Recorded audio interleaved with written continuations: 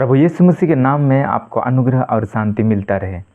सफल होने के लिए हमारे जीवन में सपना का होना ज़रूरी है। परमेश्वर जब आपको बनाया तो परमेश्वर के पास आपके जीवन के लिए उद्देश्य है। उसने किसी को भी बिना उद्देश्य का नहीं बनाया है।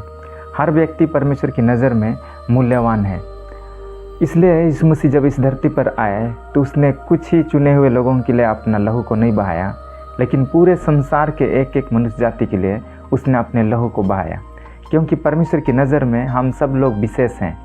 भले ही संसार में शायद लोग आपको इज्जत नहीं करते हों, शायद इस संसार में आपको लोग अपमानित करते हैं, लोग आपकी निंदा करते हैं, लेकिन अगर आप प्रभु यीशु मसीह के पास आते हैं तो वो परमेश्वर के पास आपके जीवन के लिए रिस्पेक्ट है। वो परमेश्वर आपको प्रेम करता है और उसने आपके लिए अपना जान भी दे दिया है, अपना लहू को बहाया, क्योंकि वो आपको बनाना चाहता है। वो चाहता है कि आप अपने आप को पहचानें। वो चाहता है कि आप इस संसार में जब आप जी रहे हैं तो एक उद्देश्य के साथ जीवन जीना प्रारंभ करें। अगर हम इस संसार में बिना उद्देश्य का जी रहे हैं, अगर आपको लगता है कि मेरे जीवन में मुझे नहीं पता कि मुझे क्या करना चाहिए, तो आप प्रभु यीशु मसीह के पास आएँ। जब आप प्रभु के पास आते हैं, वो परमेश्वर आपके जीवन में प्रकट करता है कि उसने आपको क्यों बनाया है। आपको इस संसार में होने का कारण आपको मालूम पड़ता है।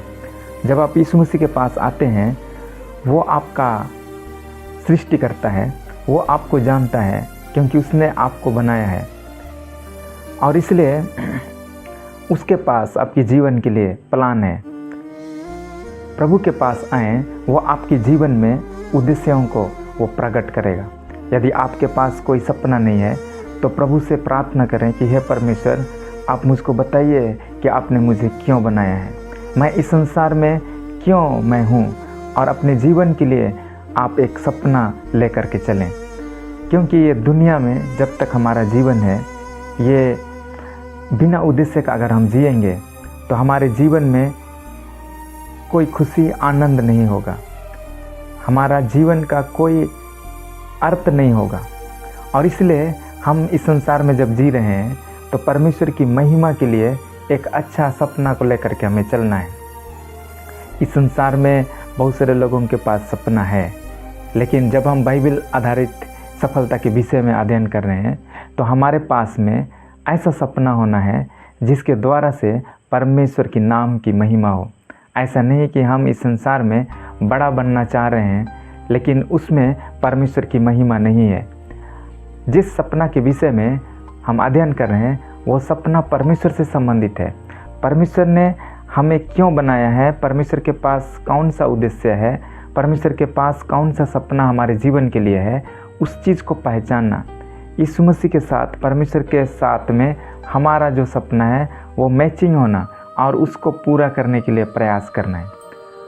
और इस जवानी के समय में अगर हम परमेश्वर के पास आए हैं, अगर जवानी के समय में हम परमेश्वर को जान रहे हैं, तो हम बहुत ही अच्छा सौभाग्यशाली व्यक्ति हैं।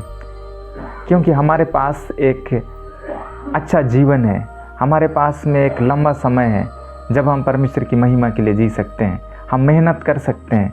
और हम जिस सपना को परमेश्वर हमारे मन में, हृदय में दिया है, उस सपना को पूरा करने के लिए हमारे पास समय है, हमारे पास ताकत है, बल है, और हम मेहनत करके उस सपना को हम प्राप्त कर सकते हैं। परमेश्वर के वचन में लिखा है, सबोपदेशक और उसका 12 अध्याय और उसका 1 पद में, अपनी जवानी के दिनों में अपने सृजनहार को स्मरण रख, इससे पहले कि विपत्ति के दिन और वे वर्ष आएँ जिनमें तू कहे कि मेरा मन इनमें नहीं लगता।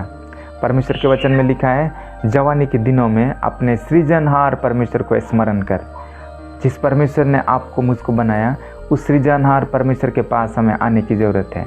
उस परमेश्वर के पास आपके जीवन के लिए एक अच्छा उद्देश्य है, अच्छा योजना है, प्लान है, और उसको पूरा करने के लिए हमें अपने जीवन में मेहनत करना है।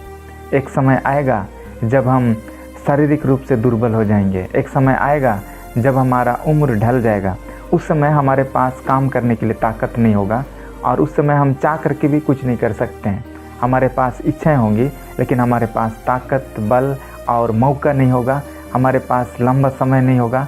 और इसलिए आज हम सब जब जवानी के समय में प्रभु यीशु मसीह के पास आए हैं तो उसके लिए जीने के लिए हमारे पास एक अच्छा सपना का होना ज़रूरी है।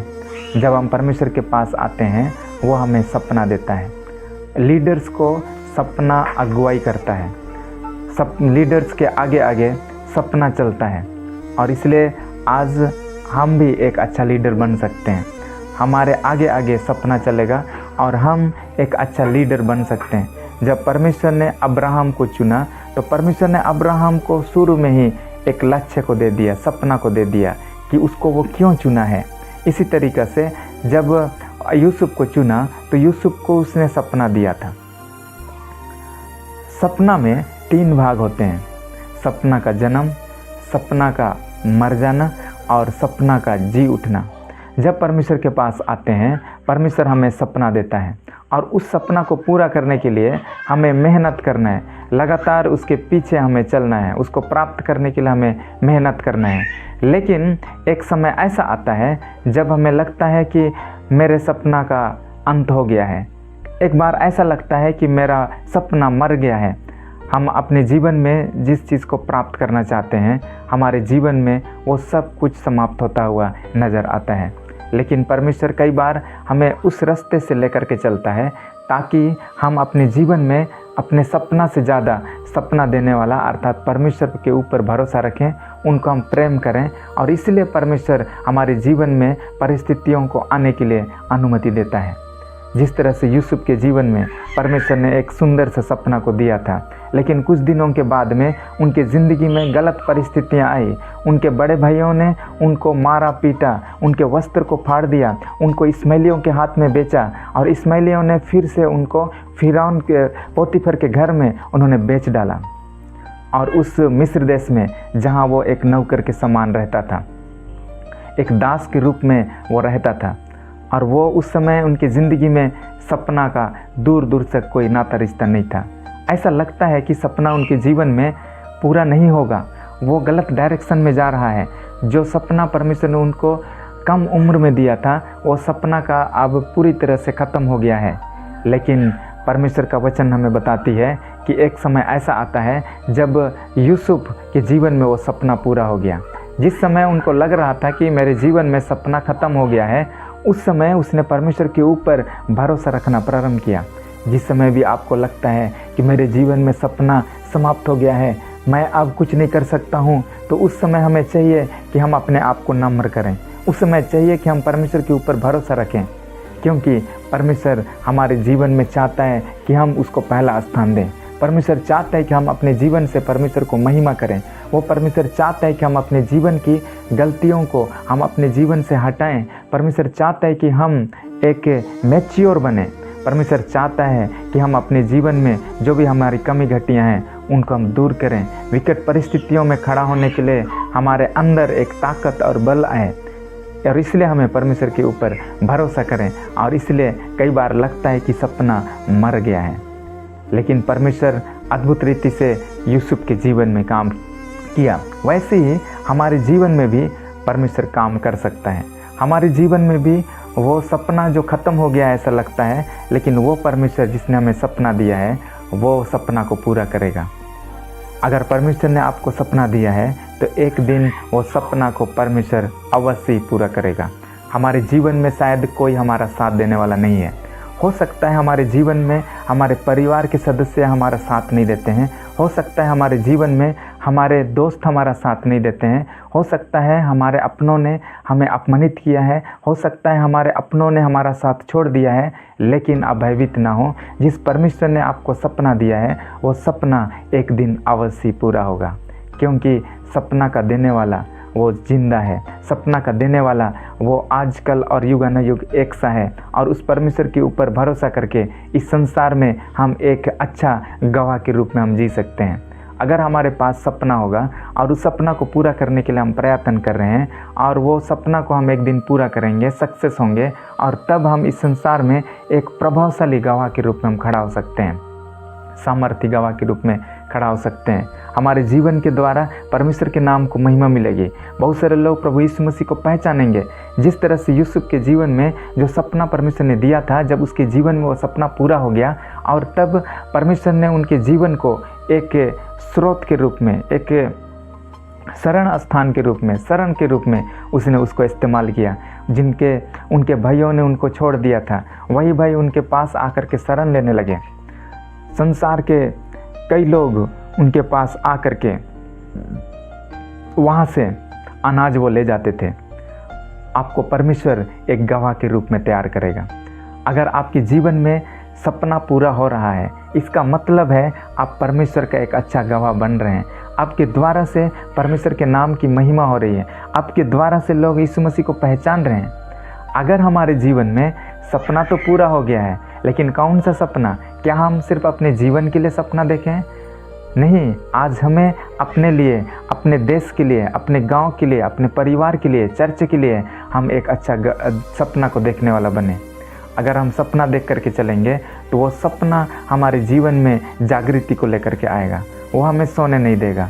हम उस सपना को प्राप्त करने के लिए हर समय प्रयत्न करेंगे और वो सपना लोगों के जीवन के लिए फायदेमंद होगा। वो सपना बहुत सारे आत्माओं को बचाएगा। वो सपना लोगों के जीवन में आशीषों को देगा। क्योंकि जब परमेश्वर ने अब्राहम को चुना, अब्राहम को उसने प्रॉमिस किया, अब्राहम को उसने सपना दिया कि पृथ्वी के सारे कुल तेरे द्वारा आशीष पाएंगे। परमेश्वर उनको आशीषित करने जा रहा था। परमेश्वर उनको एक मूल पिता के रूप में तैयार करने जा रहा था, उनके नाम को महान करने जा रहा था। लेकिन क्यों? इसलिए ताकि पृथ्वी के सारे कुल उसके द्वारा आशीष पाएं। परमेश्वर आपको भी अपने जीवन में आगे बढ़ाना चाहता है। परमेश्वर आपको भी आशीषित करना चाहता है। लेकिन क्यों? ताकि पृथ्वी के सारे कुल आपके द्वारा आशीष पाएं। अब्राहम के जीवन में भी जो परमेश्वर ने उनको सपना दिया था कि मैं तुझसे एक बड़ी जाति को बनाऊंगा, लेकिन उनके जीवन में संतान नहीं थे और वो संतान प्राप्त करने में उनको कई वर्ष लग गए। उनके जीवन में जातियों का एक जाति बनने के लिए कई वर्ष लग गए। लगभग 400 साल के बाद में जो सपना परमेश्वर ने उनको दिया था वो पूरा हुआ। उस समय तक अब्राहम की मृत्यु हो गई थी। हो सकता है आपका सपना पूरा होने में लेट हो जाए तो भी किसी न किसी दिन आपका सपना पूरा होगा। यदि आपने उसके लिए मेहनत किया है तो अभी नहीं तो अगला जनरेशन में भी वो सपना पूरा होगा। और इसलिए परमेश्वर के ऊपर विश्वास करके परमेश्वर के लिए जीना शुरू कर दें। इस संसार में हमें अन्य चीज़ों के ऊपर भाग दौड़ करके अपने जीवन को इस संसार रूपी समुद्र में हमें खो देने की ज़रूरत नहीं है। लेकिन हम जो यूनिक हैं, परमेश्वर की महिमा के लिए हम जो यूनिक बनाए गए हैं, हम यूनिक रूप में हमें खड़ा होना है और एक अच्छा पहचान के साथ में परमेश्वर की महिमा करते हुए हमें जीवन जीना है, ताकि हम बहुत सारे लोगों को परमेश्वर के लिए हम खींच सकें। और जिस तरह से पौलुस कहता है दूसरा तीमुथियुस 4 अध्याय में कि मैंने अच्छी कुश्ती लड़ा है और मुझे वो मुकुट मिलने वाला है। हम उस वचन को पढ़ देंगे। दूसरा तीमुथियुस और उसका 4 अध्याय और उसका 7 और 8 में इस प्रकार से लिखा है, मैं अच्छी कुश्ती लड़ चुका हूँ, मैंने अपनी दौड़ पूरी कर ली है, मैंने विश्वास की रखवाली की है।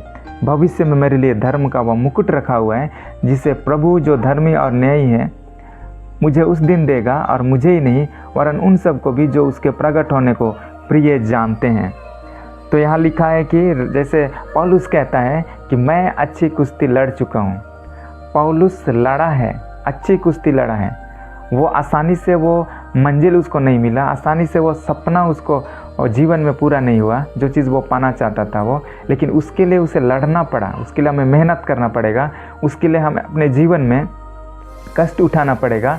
और तब अपने जीवन में अगर हम उस चीज़ को अचीव करेंगे तो अपने जीवन के अंत में हम बड़ी प्रसन्नता के साथ अपनी आँखों को हम बंद करेंगे। जिस तरह से पौलुस ने कहा मैं अच्छी कुश्ती लड़ चुका हूँ। अगर हम अपने जीवन के अंत में हमें अपनी ज़िंदगी के बारे में अफसोस होगा तो इससे बदतर जीवन नहीं है। अगर हम अपने जीवन के अंत में अपने पुराने जीवन को, जो हमारे पास एक लंबा जीवन जो परमेश्वर ने दिया, वो जीवन को हमने किस तरह से इस्तेमाल किया, उस चीज़ को देख करके क्या हमें एक दिन खुशी होगी। और इसलिए आज हमें चाहिए कि हम इसी समय हम अपने जीवन में एक अच्छा निर्णय को लेना शुरू करें और एक सपना देख करके हम खड़ा हो जाएं। परमेश्वर आपको आशीष देने पाए। आमीन।